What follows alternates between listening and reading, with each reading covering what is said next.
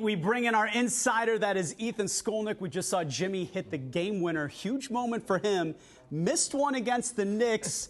But how would you evaluate his play overall this season? Well, he said he would keep taking him until he made him, right? That he would make the next one. Look, I think he's been about a B-, and I think that's relative to expectations.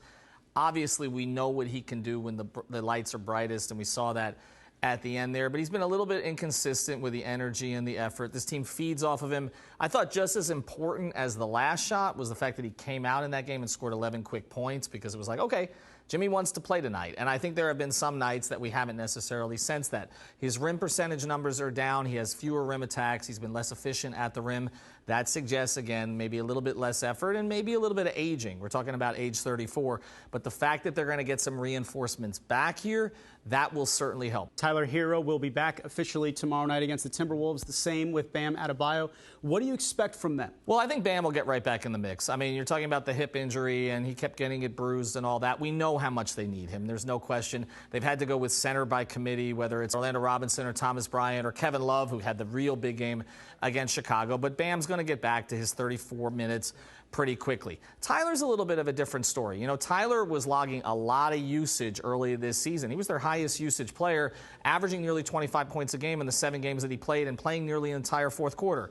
I don't think is going to be quite as much on his plate when he returns. And the reason for that is we've had the emergence of Jaime Jaquez. We didn't know how good he was going to be. Caleb Martin was rounding into shape off of injury. Now he's a major factor again. Josh Richardson has gotten himself into shape and has become a factor for this team. So you're talking about adding those pieces in addition to obviously having Jimmy. Good test tomorrow night. Timberwolves here.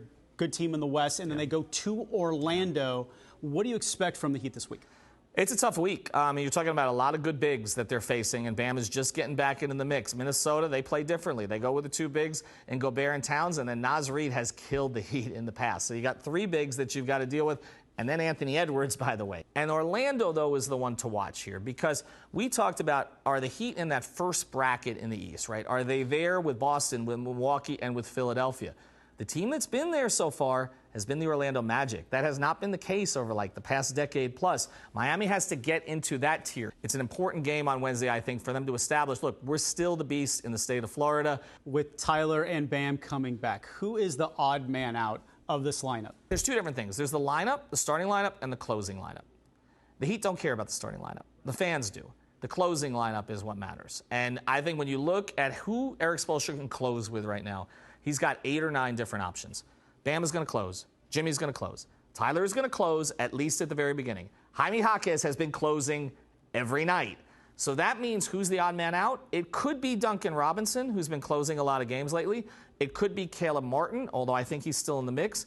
And I think there are situations where they'll need more ball handling, and it will be Richardson or Lowry. But everybody's going to lose some minutes. But again, I caution everyone. Every time we say the Heat are going to be whole, they're not. Somebody else will go out, and there will be a role for someone else, and that's why having 11 or 12 players that you can play matters.